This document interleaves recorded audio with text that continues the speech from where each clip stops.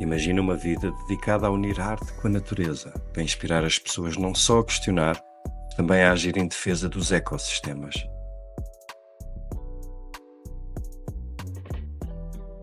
Muito bem-vindos, sejam então mais uma vez a mais uma entrevista daqui da série Sonhadores, Amantes da Natureza. Hoje temos o prazer de ter connosco Bárbara Veiga, uma artista performativa, palestrante e curadora. Alguém muito comprometido com a consciencialização ambiental, ações impactantes e a preservação dos oceanos. Algo assim muito em específico virado para os oceanos. Eu, como surfista, sou extremamente sensível a esta questão dos oceanos, bem como a todo o nosso fabuloso mundo, planeta, ecossistema onde vivemos. Bárbara, desde já, muito obrigado por estares presente nesta nossa primeira série e gostaria de começar com uma pequena introdução, uma breve introdução à tua pessoa, ao teu trabalho, a esta tua entrega tão inspiradora que é em defesa do meio ambiente. Obrigada pelo convite, Guilherme, é um prazer estar aqui. Minha jornada começa no Rio de Janeiro, onde nasci e cresci. Também sou apaixonada pelos mares, não sou surfista, mas velejadora. E desde o meu primeiro momento, entrando em contato com as belezas das montanhas e a floresta e o mar, ou seja, todos esses componentes que se entrelaçam na cidade que nasci e cresci, aprendi a respeitar e a me integrar dentro desses espaços, dentro desses ambientes. E com isso aí iniciou-se uma relação intrínseca e profunda com o meio ambiente no dia a dia e também nos momentos de lazer. E a partir disso, dentro do universo que também chamava a atenção, o universo artístico, estudei e me envolvi com teatro, com canto, estudei 5 anos de canto e teatro, e também sempre tive um interesse muito grande pela fotografia, pelo cinema e pela pintura. Então, ao longo da vida, fui explorando diferentes áreas, por isso sou uma artista multimídia, e ao mesmo tempo em busca de, na prática, criar formas de integrar inicialmente grupos que pudessem dar voz ao meio ambiente.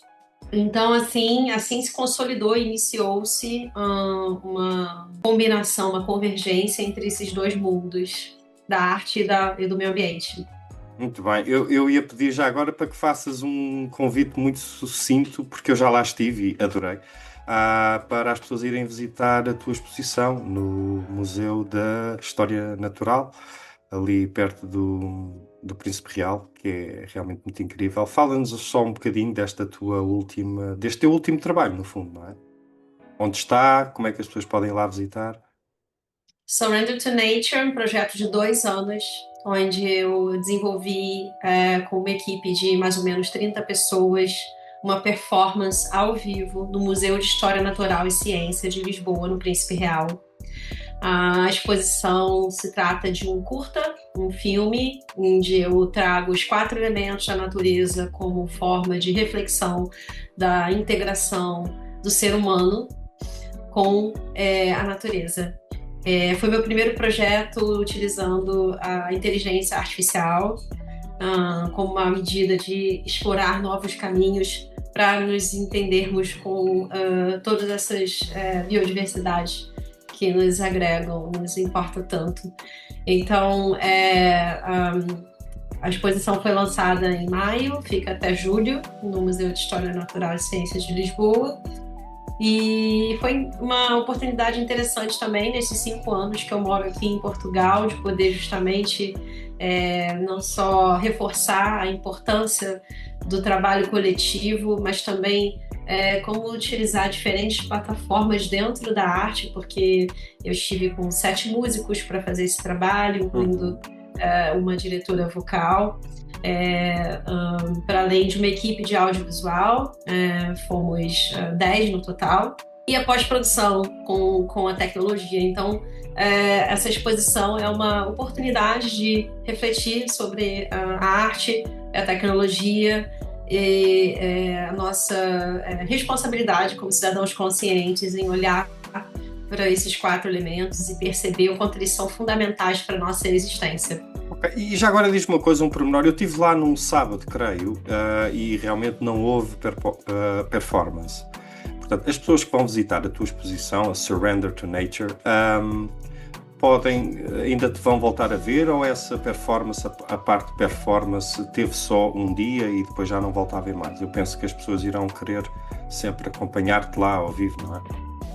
Sim, o vídeo da performance, que foi realizada realmente no lançamento da exposição, ele se encontra na sala ao lado, são duas salas, uma onde tem o vídeo, né, a videoinstalação, e na sala ao Uhum. lado tem o vídeo da performance que aconteceu in situ no claustro do museu. Para quem quiser um encontro mais próximo, eu tenho um link no Patreon, é um link onde as pessoas podem fazer colaborações e marcar tours comigo. Então, Ok. ainda há tempo, até o dia 19 de julho, de combinar desde tours individuais ou em grupo, onde as pessoas podem interagir, perguntar e, inclusive, perceber, entender mais de perto como foi esse processo de 2 anos para a execução desse projeto. Então, Surrender to Nature, render-se à natureza, trata-se de uma entrega completa dentro de todos os elementos e uma forma de sensibilização para todas as pessoas que tiverem interesse, mas também para todas as pessoas que precisam entender um pouco mais sobre esse universo, porque não é só sobre a nossa saúde mental, mas também a nossa saúde como sociedade, como podemos caminhar juntos e usando a tecnologia como uma ferramenta possível nessa reflexão e ação coletiva.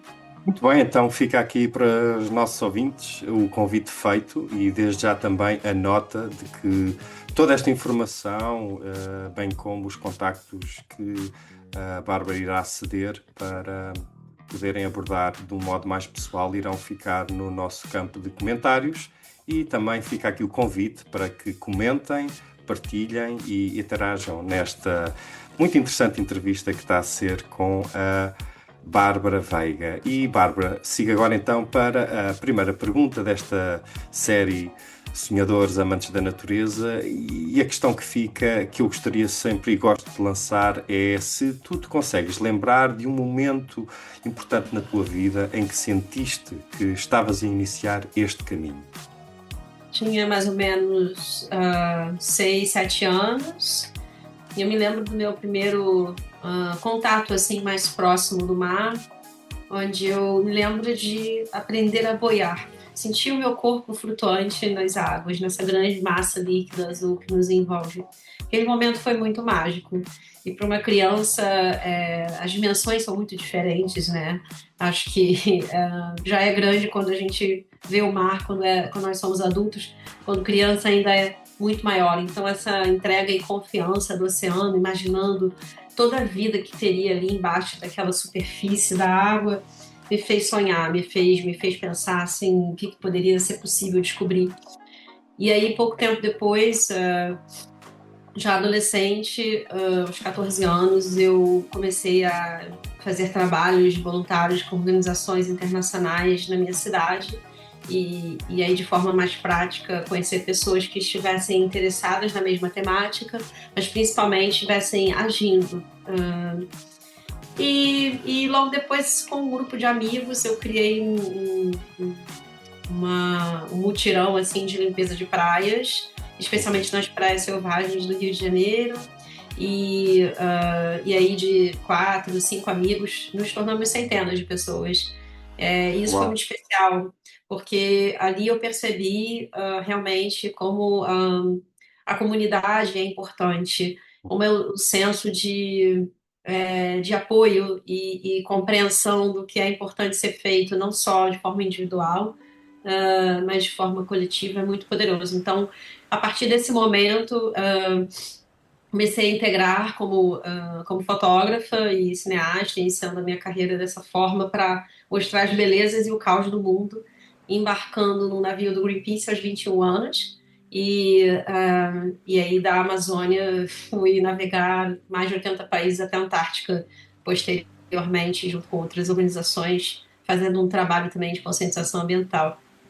Eu Incrível acho que esse que. foi o início, assim, Uhum.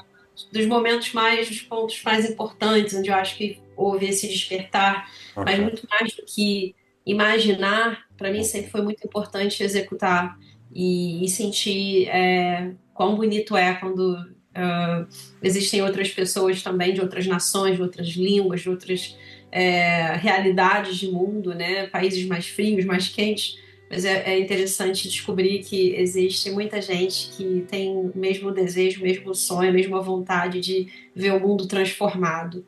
E isso é muito especial, muito fortalecedor, assim. claro. E também fica a noção do quanto é global a nossa comunidade, ou pode e deve ser, não é? Porque muitas vezes, por mim falo a experiência de estes nós sonhadores, amantes da natureza, muitas vezes sentimos-nos um quanto ao tanto isolados ou meio alien no meio da sociedade. Muitas vezes tem que gerir comentários como: lá estás tu com as tuas coisas, és um amante da natureza, lá estás tu com as tuas coisas de ecologia, e às vezes deixa-me bem desconcentrado a desconexão que as pessoas têm de que o ecossistema somos todos nós, não é? Nós, os animais, as plantas, enfim. Essa partilha também muito interessante, tão jovem e pequena, o teu contacto no mar. Eu também, a minha primeira percepção de contacto assim mais íntimo com a natureza foi muito novo, quando fazia a viagem de verão para o Algarve, sem haver autoestrada na altura, há muitos anos atrás, não é? Há cerca já de 40 anos.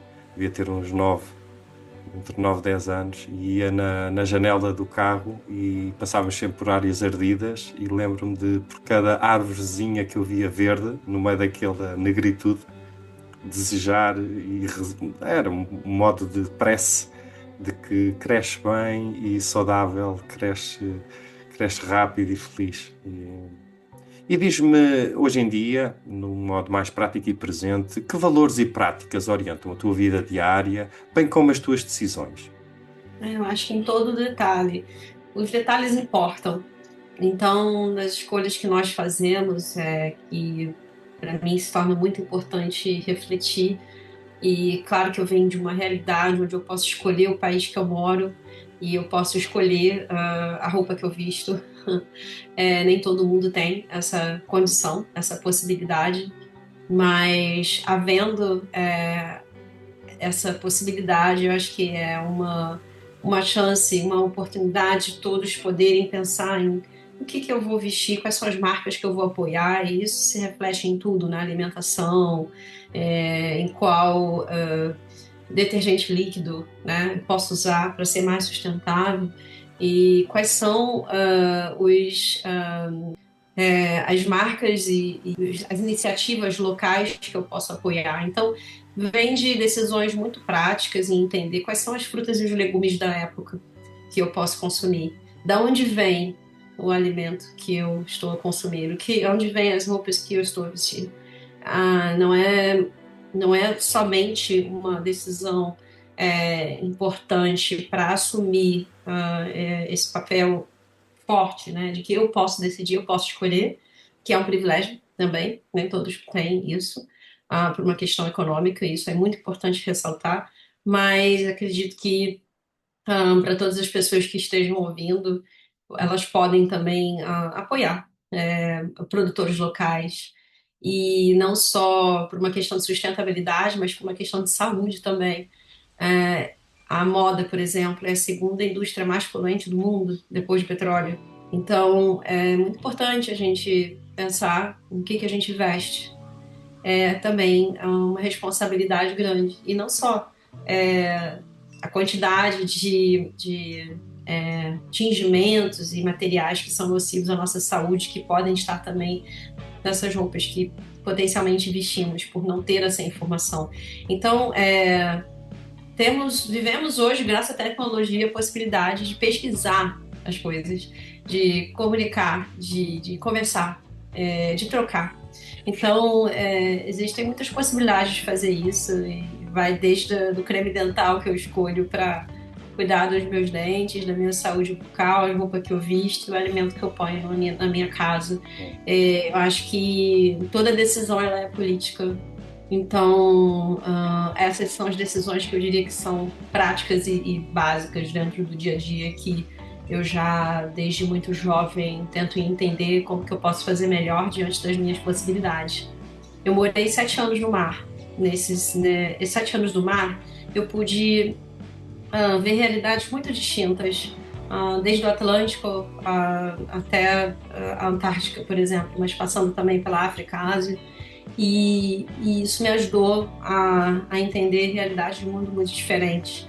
Mas quando a gente tem uma possibilidade de entrar em conexão com uma cultura local e ver o que aquela cultura local, o que aquela realidade oferece, é muito mais fácil da gente poder também se adaptar. Então, por que a gente não pode fazer isso dentro do país que a gente escolheu viver, né? Onde a gente pode estar aqui mesmo em Lisboa, onde eu moro há 5 anos, em Portugal, eu descobri tantas iniciativas maravilhosas de hortas comunitárias, de iniciativas que evitam desperdício de alimento, que normalmente por terem por exemplo, uma fruta, um legume que esteticamente não é tão bonito para estar no supermercado, mas ainda assim continua próprio para consumo e é extremamente saudável. Então tem muitas formas de se informar e agir para poder colaborar para um mundo mais justo e melhor, mais equilibrado, mais sustentável.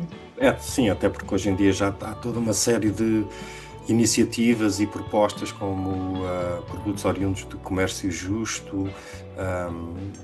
Eu realmente tento sempre, sou um bocado focado em ver a origem dos produtos e isso realmente, aqui em Portugal praticamente compro bananas da Madeira, por exemplo. Não me faz sentido estar a comprar uma banana de Angola, até porque as pessoas realmente deviam se informar melhor a consequência que há da origem. A fruta toda que vai muito, muito longe, deves saber tão bem ou melhor do que eu, é colhida extremamente verde. Portanto, aquelas bananas não têm todo o potássio, magnésio que uma banana madura tem. E para fazer toda aquelas dias, semanas, às vezes, de transporte e depois chegar às superfícies comerciais madura, ela amadureceu no barco, na escuridão, e sim, realmente fica essa tua chamada de atenção à informação.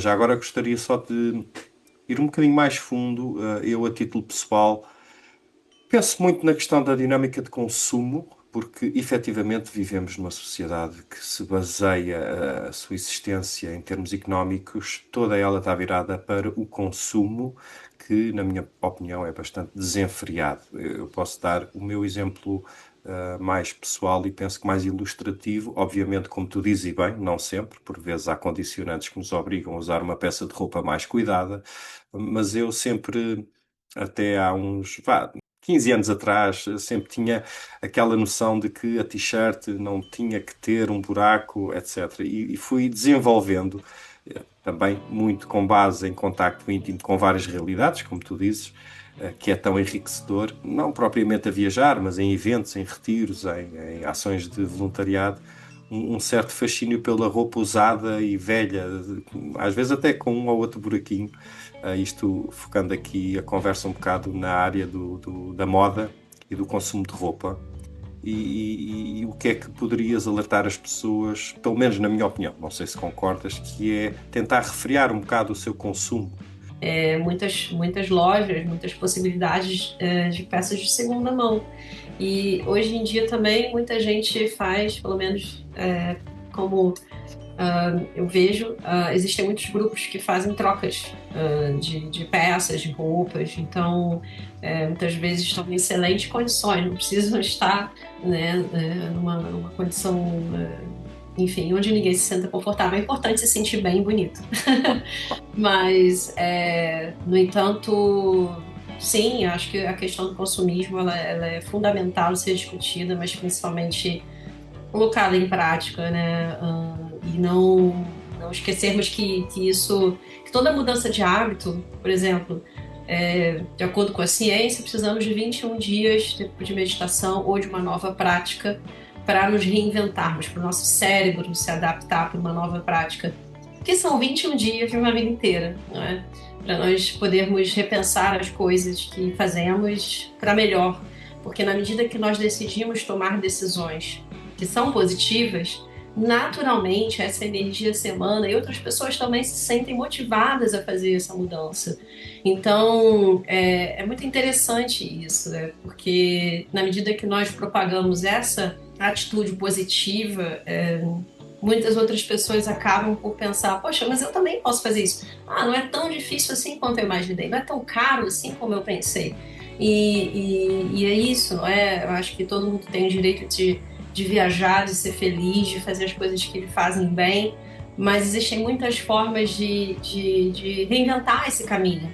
Então, eu aposto muito na ciência, na neurociência, leio muito sobre isso, em como repensar a sociedade, em como repensar formas, hábitos que podem ser melhores para todos nós, não é? Porque, na verdade, assim, pensando no todo que eu penso em mim também, e vice-versa, não é? Eu cuido da minha saúde, se eu estou bem, eu vou estar bem para as pessoas que estão em volta, ao meu redor.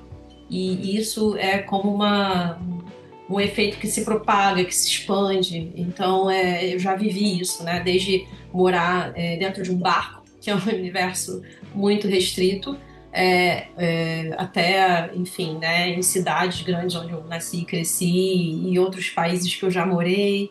Então, é muito interessante ver que às vezes pode parecer um pouco difícil de sair da zona de conforto, mas quando esse primeiro passo é feito, tudo se revoluciona ao redor e fica mais fácil se adaptar. Eu penso muito, por exemplo, num futuro onde existe a possibilidade de morar em comunidades, né?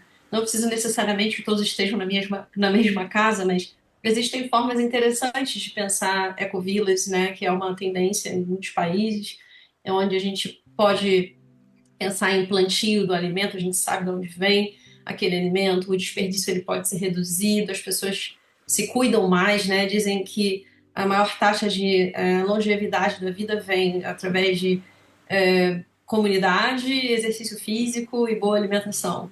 Então, se nós temos esse pacotinho bem desenhado, pensando sustentabilidade na relação com a nossa comunidade, pode ser uma pequena comunidade ou pode ser o planeta que habita, né? As pessoas que habitam nesse planeta, já é uma forma interessante de dar um passo adiante. Ninguém precisa fazer uma mudança radical, né? Com 21 anos, eu falei, eu vou entrar no navio e vou lutar com os meus colegas pela Amazônia. Eu vou morar num veleiro, comprar um veleiro de segunda mão, vou reformar. Ninguém precisa fazer isso. Eu que sou meio radical mesmo, quero experimentar maneiras de viver diferentes. Eu acho que é possível.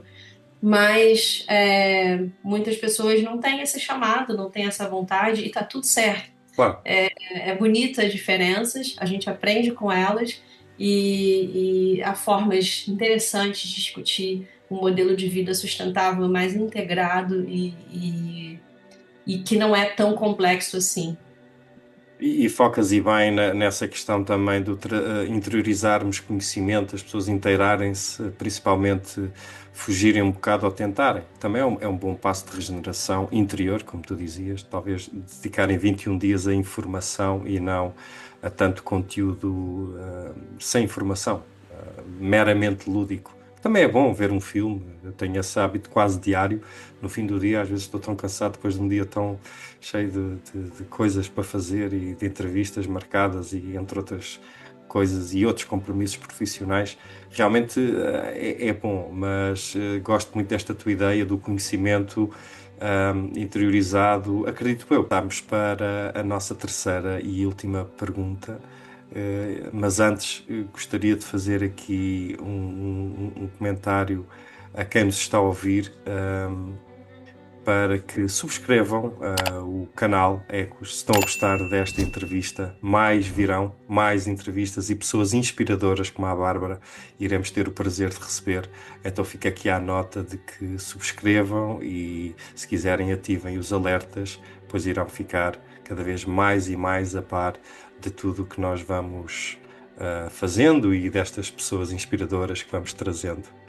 Avança então para a nossa terceira e última pergunta, que é: que mensagem gostarias tu de partilhar com todos aqueles que sentem o chamamento, mas que ainda não conseguiram abraçar a mudança? que conselho mais íntimo gostarias tu de deixar a essas pessoas que às vezes vivem um bocado em conflito ou não identificadas, sentem algo dentro, mas qualquer coisa cá fora não as deixa mudar ou as bloqueia? Eu entendo que a rotina de muitas pessoas na sociedade é dura. Existe uma demanda de trabalho, uma demanda familiar, uma pressão para ser alguém na sociedade. E eu acho que isso faz parte do formato, do sistema que a gente vive nos dias de hoje. No entanto, eu acredito que dentro do coração de cada pessoa existe um desejo, existe um ponto de interesse, não é? Sejam animais, seja a questão do oceano, a questão da floresta. Então, tem muitas formas de entrar dentro de grupos que já existem, iniciativas, instituições, ONGs. Eu sempre falo que atuar localmente é uma forma mais fácil, porque nem todo mundo consegue pegar um sabático de um ano e ir para a Tailândia para fazer um trabalho com animais que estão aprisionados. Mas quem consegue fazer isso também, por que não?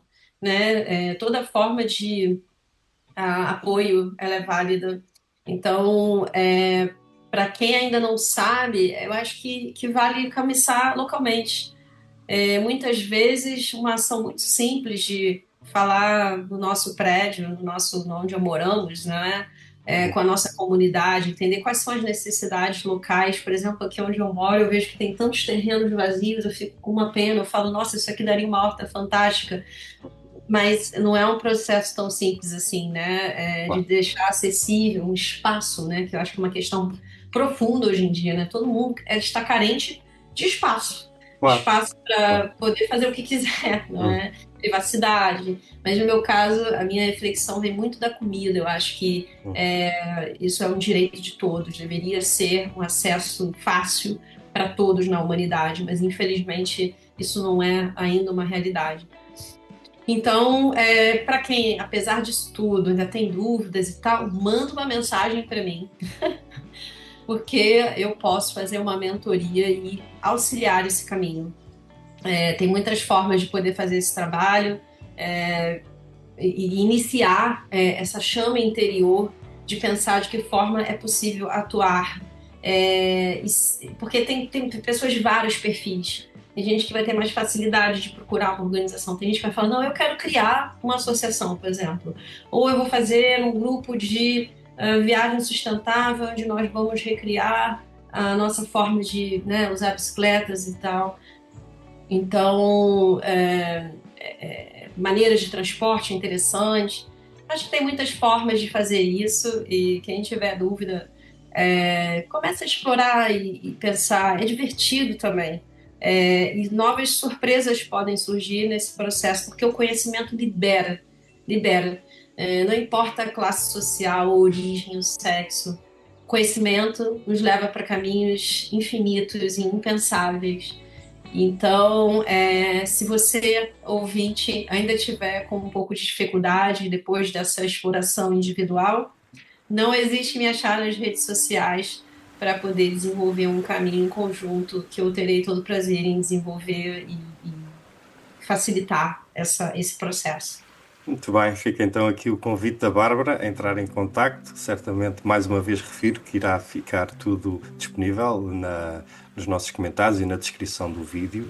Fica também aqui o resumo no fundo, o teu conselho acaba por ser uma ligação à comunidade e faz-me lembrar muito aquela máxima da permacultura que é pensar global, atuar local. Porque realmente, se nós atuarmos localmente, vamos, por consequência, mudar o mundo e muitas vezes perdemos-nos em grandes objetivos globais e grandes missões que acabam por, às vezes até, lá está, como tu dizes e bem, dadas as condicionantes da vida de cada um, muitas vezes não são pura e simplesmente execuíveis. Então é isso. E já agora fica aqui uma ideia ilustrativa daquilo que falas. Eu creio que foi no meu curso de permacultura, houve essa questão do prédio.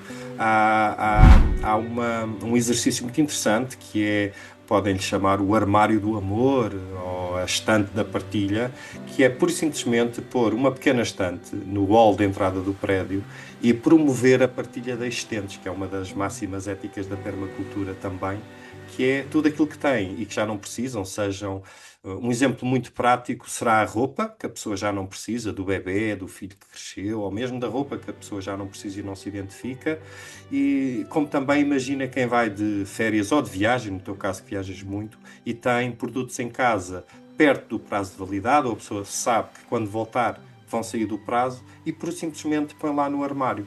Fica aqui a ideia ilustrada daquilo que a Bárbara vos convida a todos vós a fazer. Uma ideia muito simples.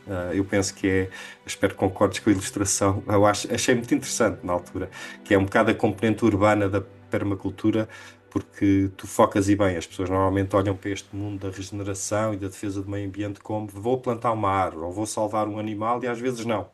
Basta realmente promover uma ligação mais íntima com a sua comunidade local e já estão certamente a ajudar para que vivamos num mundo melhor. E, Bárbara, como tu sabes, aqui nesta série gostamos sempre de acabar as nossas entrevistas com uma pergunta em aberto que fazemos o convite ao entrevistado de a lançar algo que desperte o sonho, a imaginação e reflexão sobre como podemos viver melhor nos outros. E o que é que tu gostarias de deixar como uma última frase, um chamamento ao sonho ou ao acreditar? Algo que comece por e se. E se acreditássemos que juntos somos mais fortes? Acho que essa é a frase que mais toca o meu coração e espero tocar o coração de vocês também. Eu sou autora de um livro que relata um pouco isso, que é os 7 anos em 7 mares, uma biografia onde eu relato os 7 anos que eu morei no mar. E aqui mostra a força do coletivo, desde uma jovem que deixa o seu país de origem, atravessa o mundo acreditando que é possível fazer a diferença de uma forma prática e muito real. Então, para quem tiver curiosidade e explorar não só esse sonho, que é um questionamento meu, mas também uma possibilidade de ver que é possível agirmos e sermos muito mais felizes com essa premissa e com esse conceito nos dias das nossas vidas. Enquanto estivermos aqui, que façamos a diferença e deixemos um legado importante para os nossos descendentes. Acho muito bem. Olha, como um grande amigo meu, também brasileiro, quem me deu, acabou por ser o meu formador em permacultura, Maurício Ullmann, será um dos entrevistados em breve aqui no canal, nesta primeira série. O ideal é fazermos parte da solução e não do problema. E fica aqui o testemunho da Bárbara, que realmente atitudes simples e muitas vezes meramente locais fazem e podem contribuir para fazer toda a diferença. Fica também a nota de que na descrição do vídeo certamente irá estar a informação relativa ao livro da Bárbara e aqui me despeço. Bárbara Veiga, muito, muito obrigado pela tua presença, pela tua partilha e pelo tempo. Obrigada, Guilherme, a todos os ouvintes, pessoas que estiveram aqui conosco. É maravilhoso poder encontrar espaços de troca e sigamos alto e avante, que soprem os bons ventos para a nossa sociedade transformada que sonhamos juntos. Se te interessas por este tema, imagina o que vem a seguir nos próximos episódios, nas nossas futuras entrevistas. Assim, gostaríamos muito que te inscrevesses no nosso canal, subscreve e ativa as alertas para ficares a par de tudo o que vai acontecendo aqui no Ecos Channel.